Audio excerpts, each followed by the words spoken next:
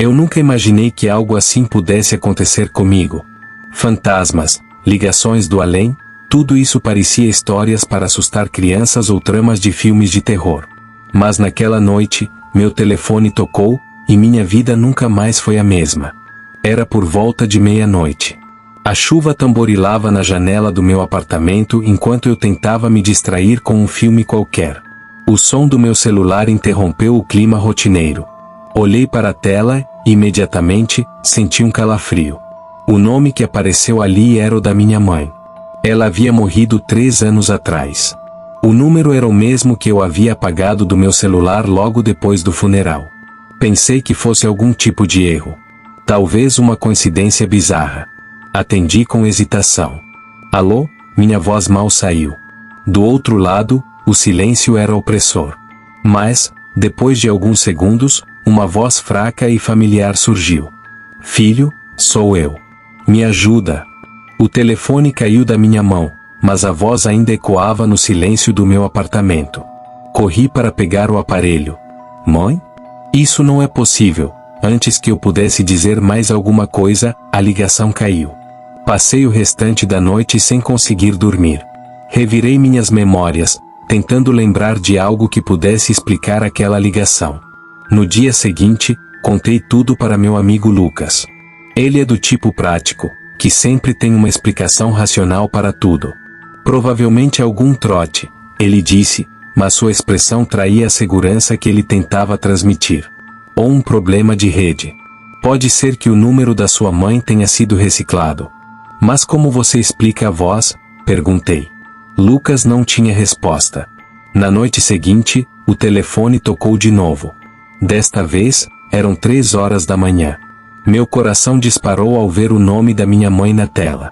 Atendi, e antes que pudesse falar algo, a mesma voz ecoou. Por que você não veio me ajudar? Eles estão aqui. Quem está aí? Perguntei, desesperado. A resposta veio acompanhada de um chiado, como se uma outra voz tentasse se sobrepor à dela. Venha para a casa antiga. Você sabe qual? Antes que eu pudesse perguntar mais, a chamada caiu. Casa antiga, murmurei para mim mesmo. Lembrei-me de uma casa onde minha mãe havia passado parte da infância. Ela sempre contava histórias estranhas sobre aquele lugar, como se tivesse algo errado ali. Na noite seguinte, contei a Lucas sobre a nova ligação. Ele insistiu para que não fosse até lá sozinho. Se você está mesmo decidido a investigar isso, eu vou com você. Concordei, embora minha intuição dissesse que Lucas não deveria se envolver. Na noite seguinte, partimos para a casa antiga.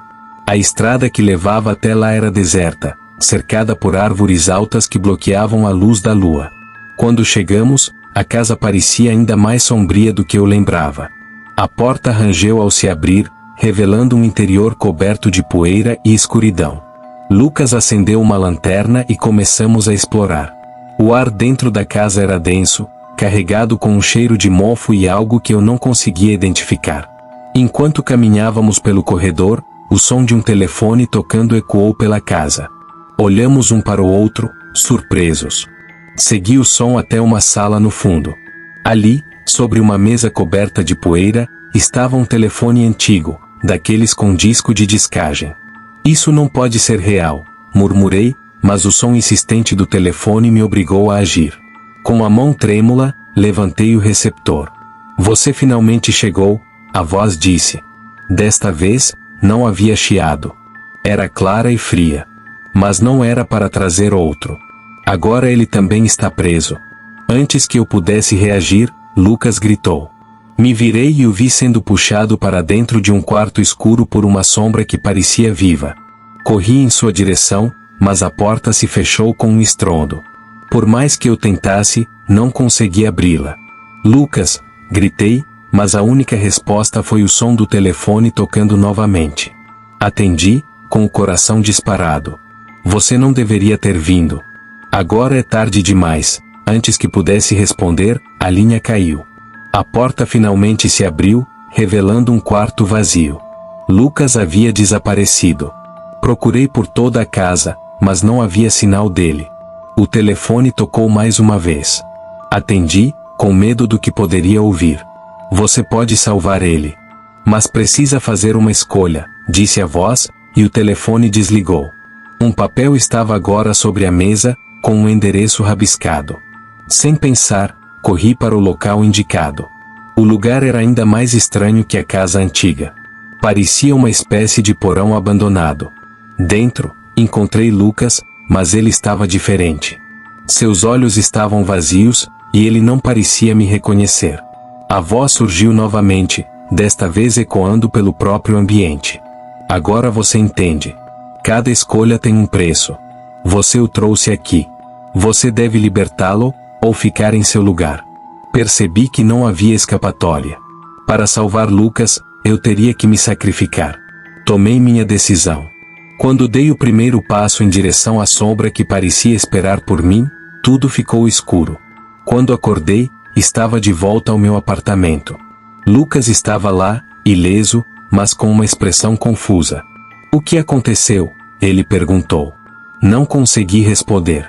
O telefone no canto da sala tocou mais uma vez. Desta vez, deixei-o tocar. Nunca mais atendi. Perguntas para você. Você teria coragem de atender a uma chamada dessas? Se estivesse no lugar do protagonista, o que você faria para salvar seu amigo? Você acredita que escolhas realmente têm um preço tão alto em situações extremas?